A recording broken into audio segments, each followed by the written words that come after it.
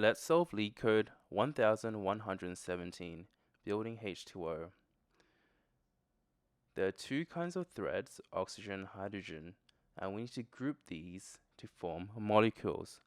We know that's H2O, 2 hydrogen, 1 oxygen. There's a bit of a clue in the text. It talks about a barrier, and each thread needs to wait until a complete molecule can be formed. So there's a bit of a hint. Maybe we can use a barrier for this. Oxygen threads will be given release oxygen, and hydrogen threads will be given release hydrogen. That's going to be the methods that the threads are going to execute. And we want them to cross the barrier in groups of 3 so that they can form a water molecule. You must guarantee that all threads form one molecule bond before any other threads form the next molecule do. That just means we need to finish making this H2O before a next thread can start making another H2O. To do this, it will be useful to use a lock or a semaphore, some sort of blocking mechanism to prevent other threads forming the next H2O molecule before we form this one. If an oxygen thread arrives at the barrier where no hydrogens are present, we know we need to wait for 2 hydrogen threads. And if a hydrogen thread arrives at the barrier with nothing present, we know we need to wait for 1 more oxygen thread and 1 more hydrogen thread. The rest of the text says that we don't need to explicitly match the threads, but we do need to make sure the barriers only pass in groups of 3 with 2 hydrogens and 1 oxygen. Let's take a quick look at examples. In example 2, we see the input is OOHHHH. Each of these characters denotes an individual thread, and we need to group them such that the first group of 3 are going to contain 2 hydrogens and 1 oxygen, and the next group of 3 are going to contain 2 hydrogens and 1 oxygen. The constraint tells us that the input is valid is either going to be a character H or O, and there will be exactly twice the number of H's than the number of O's. Also quickly note, there are many different permutations of the answer as long as they're all grouped with the right orderings of 2H and 1O. So let's think about how we can solve this problem. We have 2 methods, release oxygen and release hydrogen, and we need to block them from happening. We know we need to sync up 3 threads, so starting with the barrier 3 is a good point. This barrier is going to allow us to block some threads and wait until we get 1 hydrogen, 1 hydrogen, and 1 oxygen. Only after synchronizing those 3 threads will the barrier continue going past the wait step and then going through to do the release steps.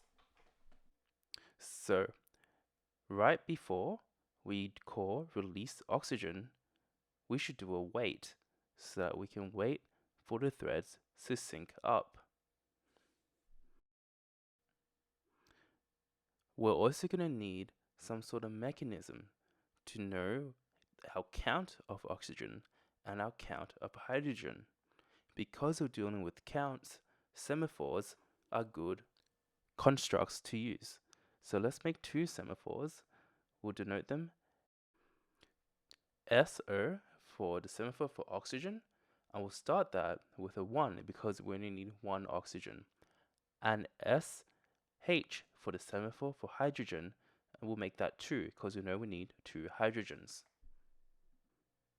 So before we do the wait, we know that the method of oxygen has been called by a thread. We need to acquire the semaphore for oxygen. So in doing so, we'll make sure we're not trying to build 2 H2O molecules at the same time. When we acquire the semaphore for oxygen, we will decrement the count by 1.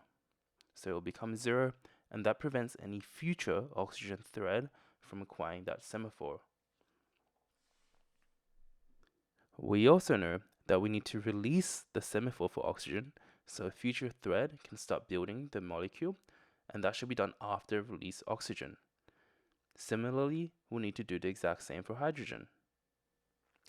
Something to note about hydrogen is since it's got a semaphore value of 2, when we acquire it, we decrement the count by 1, so it becomes 1. We then do a wait. The next hydrogen thread can then acquire it again since he had his count of 1. And that's how we build up the 2 hydrogens. Let's try visualize this a little bit better. So let's draw out the oxygen and the hydrogens. This is our input, and each of them are a single thread. So let's call them T1, T2, T3, T4, T5, and T6. When T1 executes, it's the oxygen thread. It's going to try acquire the semaphore for oxygen. It will do that successfully. Since that is a 1, so it will become a 0. It will be decremented, and then we do the wait. When T2 happens, it also tries to acquire the semaphore for oxygen, but since it's a 0, it will be stuck in the blocking state. So let's put a B here to note that this is blocked. And we know that T1 got the semaphore for S0. When T3 happens, we acquire the semaphore for hydrogen. It is at a 2, so we decrement it to a 1, and then we wait. Now, we know that T3 has a semaphore for hydrogen. When T4 occurs, since the semaphore for hydrogen is still a 1, as a positive number, we know we can acquire it. And so we'll acquire it, we'll make that a 0. T4 also has a semaphore for hydrogen. And now our barrier is satisfied. Those 3 threads are all synced up. They will stop the waiting. They will go to the next line and execute the release hydrogen or release oxygen methods. We output the OH and H from the release hydrogen and release oxygen methods. After releasing hydrogen and oxygen, we release the semaphores so we can erase them. And now the previously blocked T2 can then acquire the oxygen semaphore, and the process continues. So let's jump into the code. We're going to start by importing threading and creating our barrier. We're going to want a barrier of 3 with synchronizing 3 threads. And let's create our semaphores. We have an oxygen semaphore that we're going to initialize with a count of 1.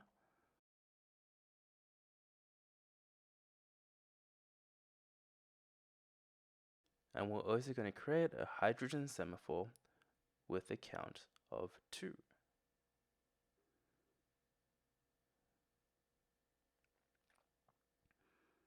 So we try to acquire the hydrogen semaphore in the hydrogen method. That will block until it becomes available. After that, we wait. So we synchronize all 3 threads. We then release hydrogen, and then we can release the hydrogen semaphore so that another thread can start building the next molecule. And we do the exact same thing for oxygen.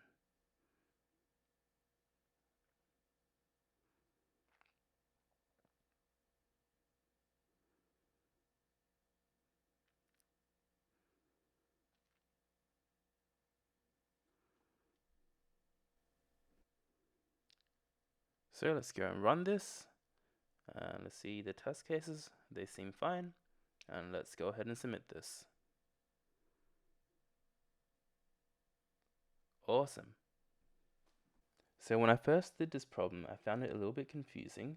Written in the description is there are 2 kinds of threads, oxygen and hydrogen. I thought that meant there are only 2 threads, but this means that there are only 2 types of threads and there can be many of each thread type. To further clarify this, we can use the getIdent function of the threading library to print out an identifier for each of the threads. So let's add some print statements here with the thread identity and the type it is, and run that. And as we can see here, there are different individual threads. We see that the first 3 threads are different IDs, and thread 3 that ends in 6-8, the hydrogen thread, is reused for the next molecule in the next core to get hydrogen. Asserting that there were many threads made this problem easier for me to solve. Hope this was helpful. Catch you in the next one.